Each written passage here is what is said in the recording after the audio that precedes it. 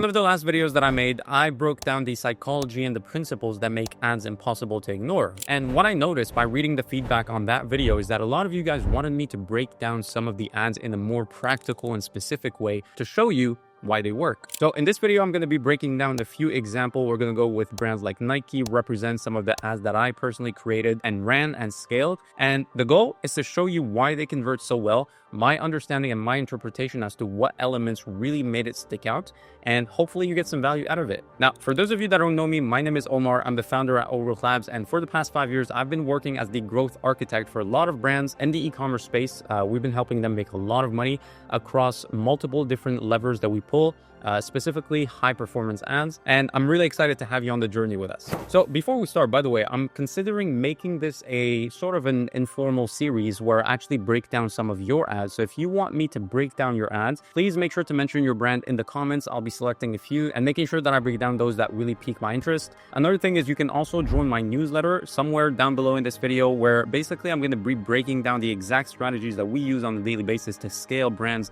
from 0 to 6 figures, from 6 figures to 7, from 7 to multi-7. We're going to be breaking down the entire playbook, and it's obviously for free. There's a lot of value, so feel free to join if that's of interest to you. Now let's get straight into it. So let's take a look at this ad from Nike. Really, in my opinion, a banger already, just because of the emotion they just creates, without being too loud about it, right? They're not trying too hard to evoke that emotion that a lot of fathers, a lot of men really resonate with, which is family. So what I want to do is really just break down what sticks out to me and what I think they wanted to portray through that ad. So the emotional focal point is very simple. The primary focus is obviously the baby reaching for the club.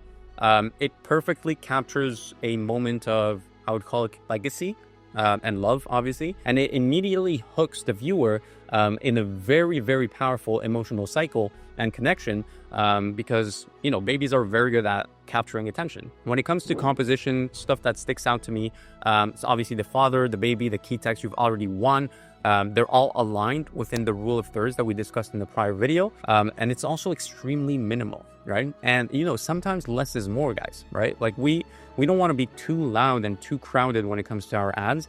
We want to be effortless, and sometimes it comes with a lot of text and a lot of elements, right, in your ads, but sometimes you just need the basics. The visual hierarchy that I see here, obviously the headline, it's read first, and then it's always followed, or should I say it's followed here by the human element, which is obviously the father and the baby, and it makes the message instantly understandable and digestible for the audience. So you take a look at the ad, you read it, right? You read, you've already won, and then you immediately go back to the picture, and it just evokes so many emotions if you've been in that position, or it just creates it just creates an emotion, regardless of who you are, where you are in life, right? So really, really good job on that. The image really sells the ideal identity of the consumer. Honestly, like it's a successful, dedicated athlete who also prioritizes family. So essentially, like, he has it all, right? And then when it comes to contrast, right, what really makes it stick out is the white text. We see the Nike swoosh, the muted golf course setting. It's basically guaranteeing the brand is seen without distracting from the intimate moment. So it's not like, hey, we're Nike, look at us. It's really just, look, we captured the beautiful moment, and we just happen to be here. So that's creative number one. Amazing, amazing, amazing. Really great job at architecting the entire ad. So number two, let's go straight to represent. This is an ad for their Arc 2 trainer. So essentially here, it's the colors, honestly, like it does 80% of the job. So the monochromatic yellow, you see it's all yellow, orangey. It just pops and it creates an immediate visual effect. And this is what I like to call it's an anchoring, right? You're anchoring the attention of the customer. An element of the creative is anchoring that attention. Here it's the colors, obviously, it just pops on screen. Then we have the focal point, of course, the two shoes, centered, angled, they're layered to ensure that it's the undeniable focal point, right? That's what we're advertising. So it does a really good job at doing that. There's a game of shadows, there's a game of textures as well. So it's, it's not your typical 3D rendering of a shoe, right? That's artificially built into the creative, cementing the product as the focal point and making sure that it's real, right? It's textured. We need to speak about the hierarchy. The ad really does a good job at presenting the product name first, because that's what pops, then uses ratings, and it's a very, very smart way of displaying ratings, just because you can see how they play on the 4 for durability. In my opinion, it's because the buyer of this shoe is not someone that doesn't have cash or that is looking for a deal or like a bargain. They don't mind not having durability as long as they have like traction, stability. I think they're good with a 4 out of 5 with durability. And so that's why I think they did that. It's to add that authenticity, first of all, because 555 would have been just like, okay, you're just praising your own product at this point. I think here what they did is they selected the angle that is least important to the customer, which is durability. Not least important, but out of these three, people like traction and stability better. I'm assuming they ran some surveys or ran some, they have some data backing this up. If it was all fives, like people would just doubt it. So again, guys, I always preach like know your customers. Customer goes first. Customer knows exactly what they want, and your job is to find that out as a brand owner, as a marketer, is to find out exactly who the customer is, like what's their demographic, and then just serve it to them just by virtue of knowing them, right? That's super simple. Like the ad is only a vehicle that transports your message. It's a mechanism of distribution, okay? You distribute your message visually. That's what the ad is about. And so if you don't know what message is going to resonate, I don't care how good looking your ad is, it's just not going to work, right? And in this case, it works really well. Okay, next ad on the list.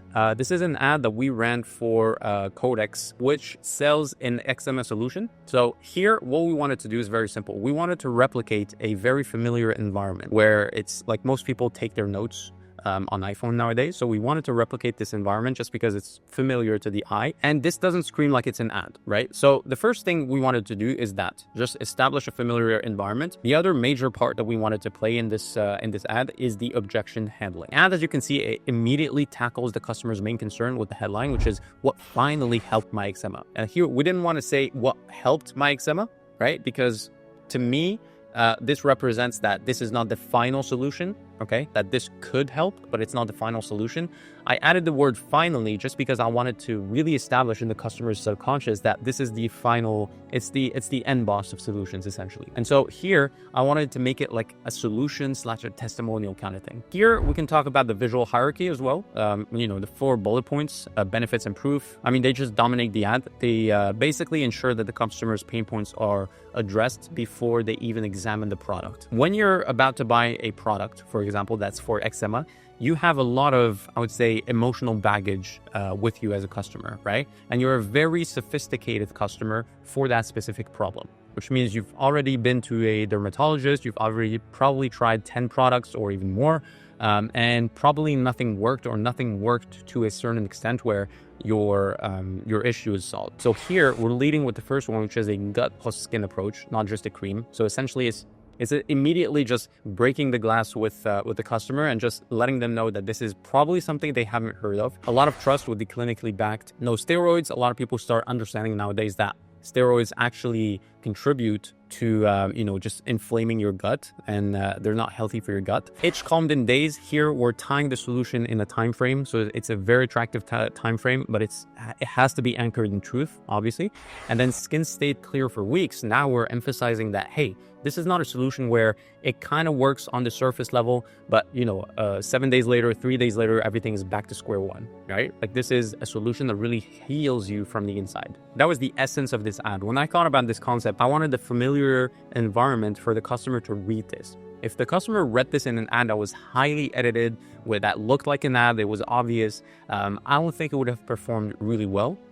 Or as well as this one performed. This one really killed it in terms of performance, and we scaled it pretty hard. The fact that we use this familiar environment, first of all, it kind of disarms the preconceived objections that a lot of people have when they're scrolling. The second thing is we wanted to attack the major angles that would prevent the customer from taking this seriously.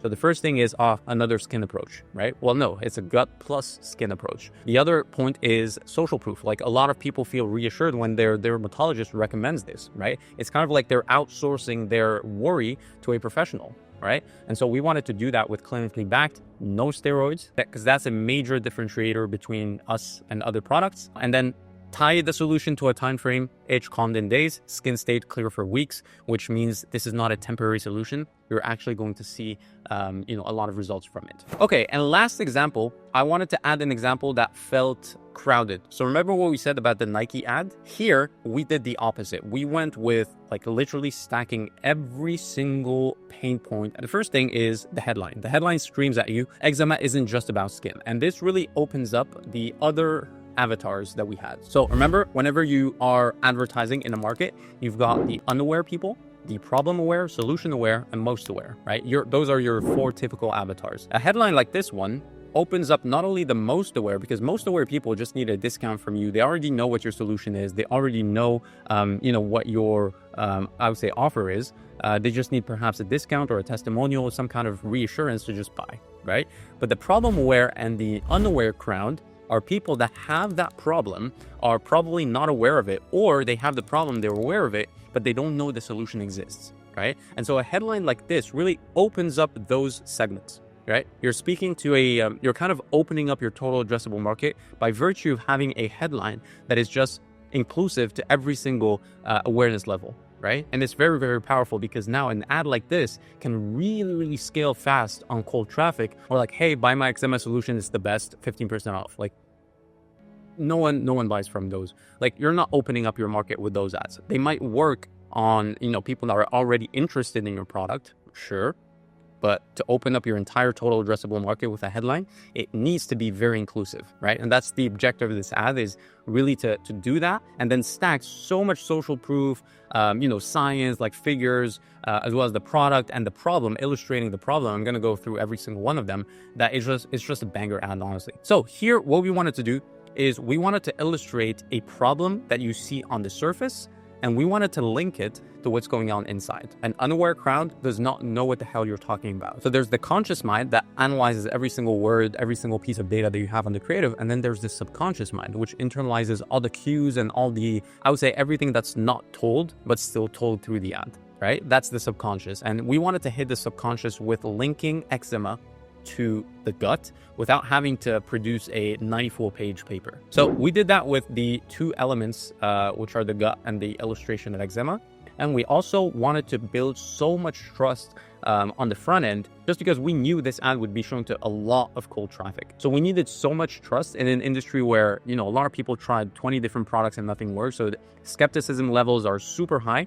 We wanted to build trust on the front end from the get-go. So we have the clinical results, we have the doctor endorsements, a lot of them actually, and we've got the customer rating. So essentially you've got your imperfect combination. So you've got the clinical trials, which is the data, you've got the authority approval, and then you've got the actual market approval. So people actually going through the protocol and following up and seeing results and giving a good rating, right? So that's what we wanted to do. This is the what we call layered social hacking. So not only relying on one social cue, which is the authority or the science data or the customers themselves, but we did everything. And then the dark blue contrasts well with the green. We can talk about that, but honestly, you could have put it in red. It would have worked, just because it's just a banger ad, honestly. It did so well on cold traffic. We're really proud of this one. But like I said, at some point, the primary elements are the ones that I discussed. So everything here being grouped together, that's really powerful as well, because it really solidifies everything as a, I would say, one solution, and not like scattered products that you have to buy here and there.